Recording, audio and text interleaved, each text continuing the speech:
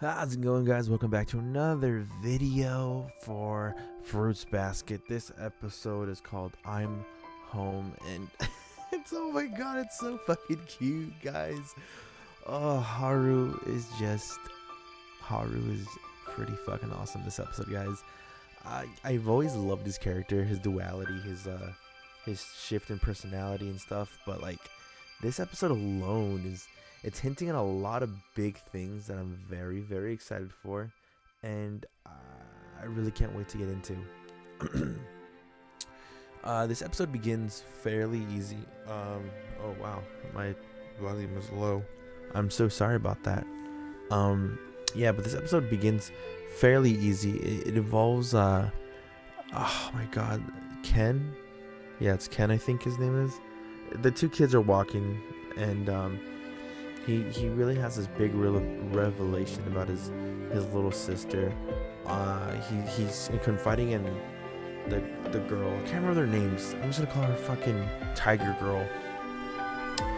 And they're kind of just, he's talking about how with his sister, he's kind of overcoming the very things that he was ashamed about. And that's what it seems like these past episodes are kind of doing, is that our characters are growing up, and they're acknowledging the very insecurities, the very traumas, the very things that have put them in the dark, put them under Akito's finger and thumb, and they're breaking free from it slowly and surely.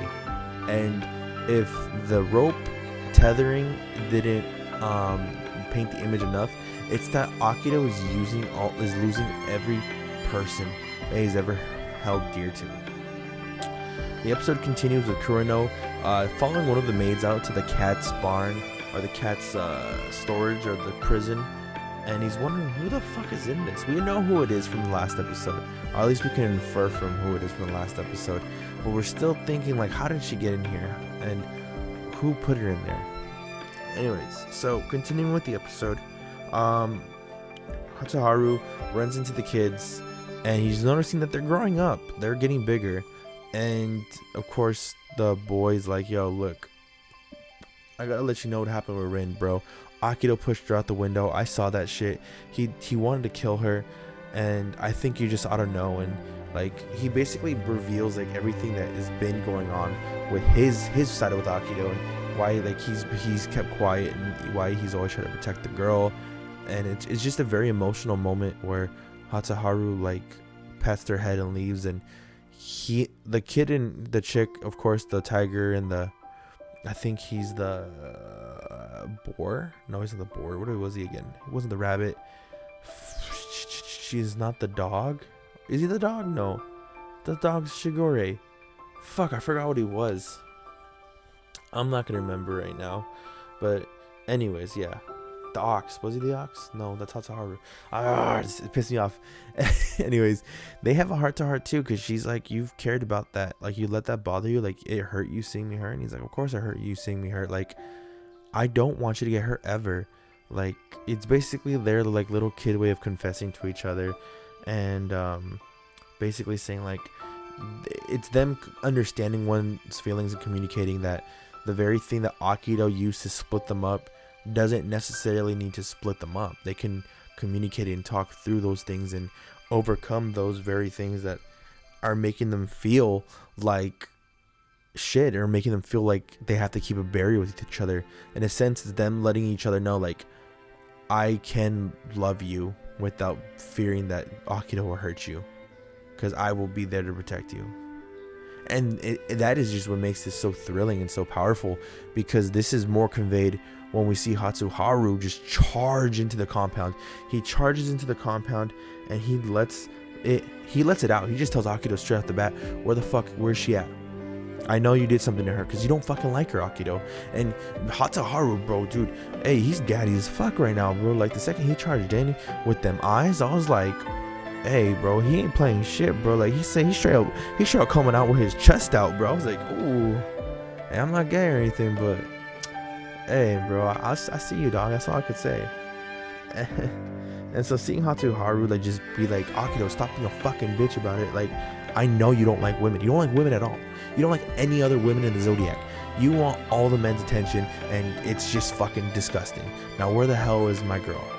And then, of course, Akito, she's like, oh, she wants to bring up some irrelevant shit. Like, you knew I don't like her. He goes, you don't like fucking anybody. He's like, basically, you don't like any woman, bro. And I do love her. And that very love threatens Akito. Akito's whole thing is that they're meant, all the men at least, are meant to love and adore her, while the women should just worship her and do as they're told, and not steal her harem, in a sense, all the love that she deserves. It's fucking ridiculous. It's very disgusting, and it really paints the picture of her insecurity, that she was led to believe she's this greater being, but in all honesty, she really isn't. And of course, when Haru was literally about to deck her in the fucking face, he said gender equality. Kureno comes up and he's like, yo, she's okay, bro. She's in the hospital. Hatsuri got to her, and she'll make it. She's gonna be okay.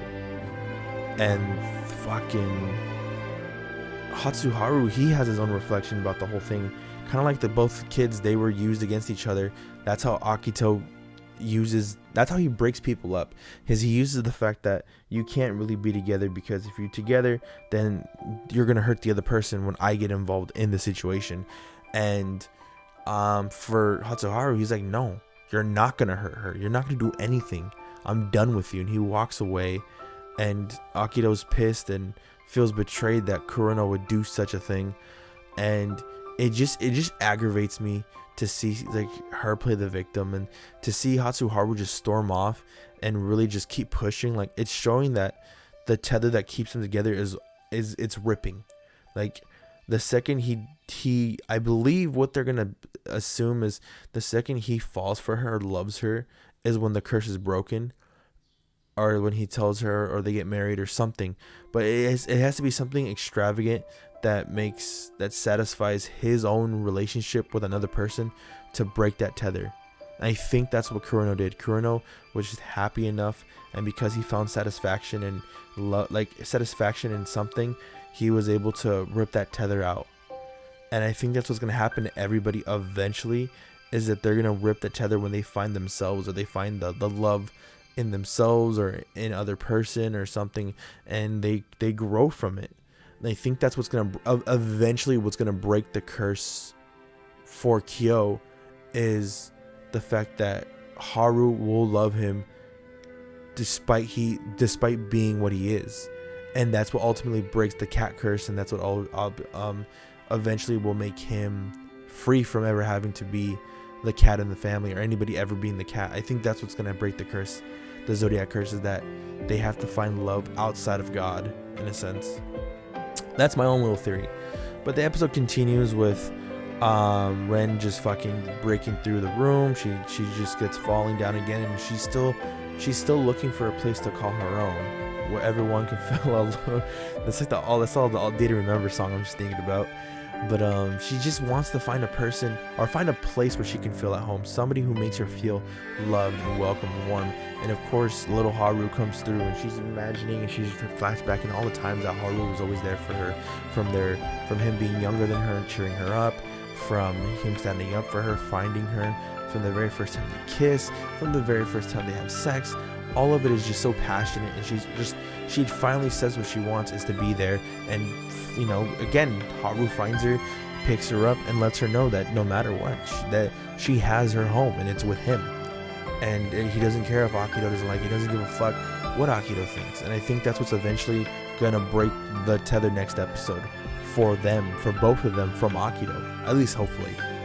And then there's a thing with the ashes, a side story, that Akito is crying over her dad ashes, and she's like, I want my dad told me that they were waiting for me. So I'm assuming there's a lot of trauma between Akito's mom and the dad and Akito that we're gonna get into very soon.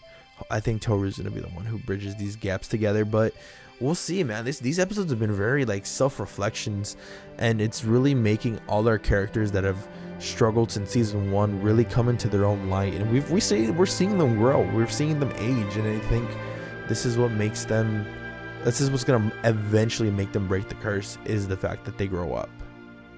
Yeah, I think so too. The episode ends beautifully, man. I love this episode. This is straight up 9 out of 10, man. Like, I was hyped, bro. Haru made me hyped through the whole, like, oh my god, I don't know why. I was like, damn, he's so attractive. He's so commanding. Yeah, guys, this episode's 9 out of 10. A episode, definitely.